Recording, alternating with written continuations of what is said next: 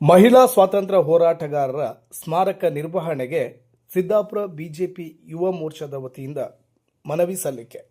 ಸಿದ್ದಾಪುರದ ಮಾವಿನಗುಂಡಿಯಲ್ಲಿರುವ ಮಹಿಳಾ ಸ್ವಾತಂತ್ರ್ಯ ಹೋರಾಟಗಾರರ ಸ್ಮಾರಕಗಳು ನಿರ್ವಹಣೆ ಇಲ್ಲದೆ ಶಿಥಿಲಾವಸ್ಥೆಗೆ ತಲುಪಿದ್ದು, ಸರ್ಕಾರ ಯಾವುದಾದರೂ ಇಲಾಖೆಗೆ ಅಥವಾ ಸ್ಥಳೀಯ ಆಡಳಿತಕ್ಕೆ ಹಸ್ತಾಂತರ ಮಾಡಿ ನಿರ್ವಹಣೆ ಮಾಡಬೇಕು ಎಂದು ಸಿದ್ದಾಪುರ ಬಿಜೆಪಿ ಯುವ ಮೋರ್ಚಾದ ಅಧ್ಯಕ್ಷ ಎಜಿ ನಾಯ್ಕ್ ನೇತೃತ್ವದಲ್ಲಿ ತಹಶೀಲ್ದಾರ್ ಮೂಲಕ ಜಿಲ್ಲಾಧಿಕಾರಿಗಳಿಗೆ ಮನವಿ ಸಲ್ಲಿಸಿದರು.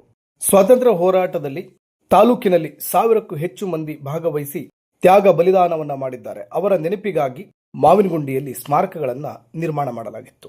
ಮುಂದಿನ ತಲೆಮಾರಿಗೆ ತಿಳಿಯಬೇಕಿದ್ದ ಧೈರ್ಯ ಸಾಹಸಗಳು ಕಣ್ಮರೆಯಾಗುತ್ತಿವೆ. ಕೂಡಲೇ ನಿರ್ವಹಣೆ ಮಾಡಿ ಅವುಗಳನ್ನು ಉಳಿಸಬೇಕು ಎನ್ನುವ ಒತ್ತಾಯ ಮಾಡಿದರು.